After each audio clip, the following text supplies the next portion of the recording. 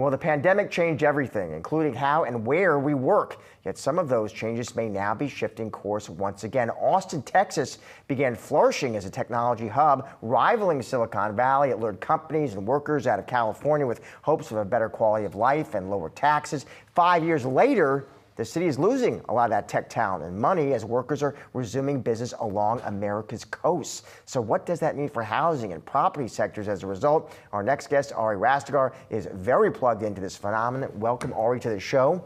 Thanks for having me. So let me start here, Ari, because you're from Austin, which is a city I love, one of my favorite cities in the country. It's phenomenal. But I want to ask you to defend Austin's honor here, because I see this report in the Wall Street Journal. It didn't sound so good, Ari. I mean, here's your headline. Austin's reign as a tech hub might be coming to an end. The subhead, regional tech hubs across the U.S. are losing talent as workers return to the coast, with Austin being one of the hardest hit. What is going on in Austin? Well, as Twain would say, the exaggeration of the demise has been greatly exaggerated.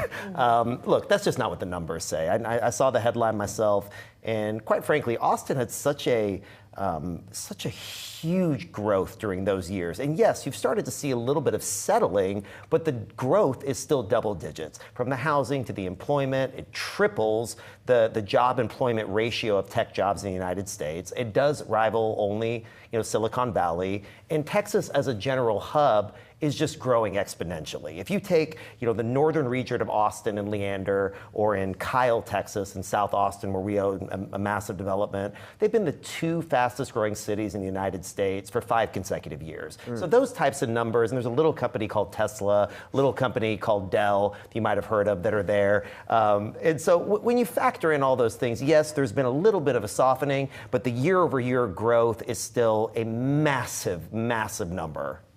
I know that the growth that we were seeing in Austin, one of the things that was triggering was concerns over affordability, particularly for longtime Austin residents. And I also wonder what it meant for investing for people like you. In other words, was it difficult to find better deals in the Austin area as we were seeing these skyrocketing prices? Absolutely. I mean, you really had to have sharp pencils during that time. And a lot of people are absolutely getting priced out of the market. Some of these, lake houses are $50, $60, $70 million, which are unbelievable. I know in New York and these areas, these prices might not be as shocking. New York.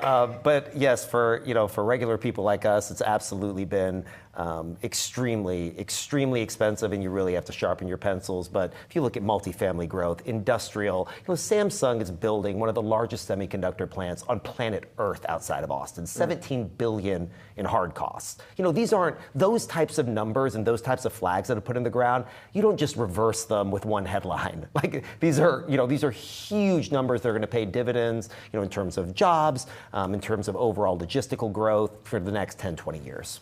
Let me ask you a broader question, Ari. I could talk about Austin for a lot longer. And come visit me, please. Phenomenal. All of you listening, come visit as well. Daidue, one of the great dinners I've ever had in Austin. I want to broaden out, though, talk about the housing market more nationally. Sure. And what you see there, because I'm looking at Mortgage News Daily, Ari. Tells me the 30-year fix, we're at 708. I mean, that just seems like a constant, brutal challenge. Affordability is tough for Americans across the country. Give me your high-level thoughts of just where we are and where you think we're headed near to intermediate term. Honestly, it's awful. I mean, the housing need in this country is unbelievable, and it's hardworking Americans just can't buy homes. And I don't understand why rates have not come down sooner. They were too low, too long, and raised too quick, too far, too quickly. And what we're going to really see is areas like within this golden triangle of Texas, as an example. So from Dallas to Austin to San Antonio to Houston, if that was a country, it would be the 8th largest country in the world. So think about that. Exports in Texas has the highest exports of any state in the United States. Within that area, in the northern parts of Austin, in the perimeters of Dallas, you can still buy houses for $350,000, $400,000. So yes, when you say Austin proper or Dallas proper, yes, prices have gotten very expensive. But a 20-minute drive, which in Texas is, a 3-minute subway, you can still afford to buy a home, in maybe a 2-income salary, but it's still absolutely doable. And the growth trajectory,